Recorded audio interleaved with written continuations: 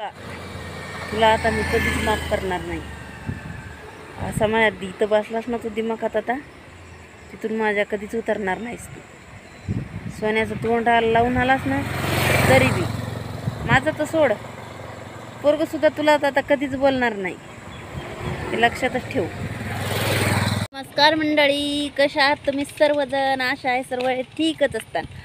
तर मस्त मजेत, मी पण आहे मस्त मजेत आहे. तर तुम्हाला मी दाखवते. तर मी सध्या कुठं आहे ओळखू शकता तुम्ही, की साईबाबाच्या तळ्यापाशी आहे. तुम्हाला दाखवते मी. तर काल मी एक व्हिडिओ बनवला होता, सांगितलं होतं की म्हटलं नवऱ्याने माझ्या पोरांना जो पैसे दिले होते का खर्चाला, 1000-2000 रुपये दिले होते.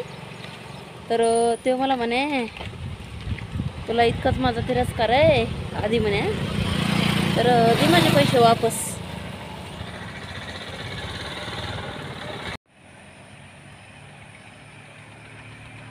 बघू शकता, जलशुद्धीकरण केंद्र नगरपंचायत शिर्डी, इथून असं माझं चालण्याचा रोड असतं रोज.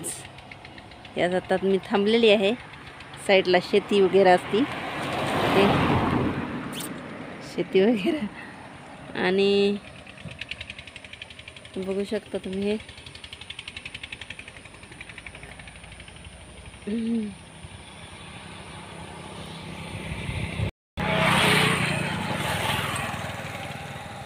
सगळं सगळी असं राहतं,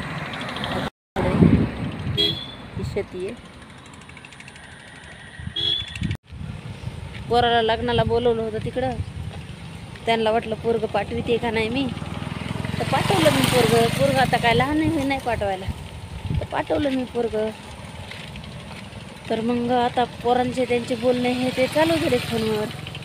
तर मी बी एक दोन शब्द बोलत होते. तर त्याला नेमकं काय वाटायला लागलं माहिती का, मी गुलगुल बोलत बसावा, मी तब्येत पाणी विचारावा, कसे आहेत काय तुम्ही, कसे राहणार आहेत आता ते विचारावा. त्याचं म्हणणं असं होतं. आधी पुरीला म्हणला की मला काही विचारती का, खाल्लास का पिल्लास राहिलास का, माझ्याबद्दल काही विचारती का तरी बघ ना. आणि नंतर म्हणतोय तुम्हाला बंगला असला गाडी असली, तुम्ही किती चांगले असले तरी त्याच्यात माझे काय व्हा.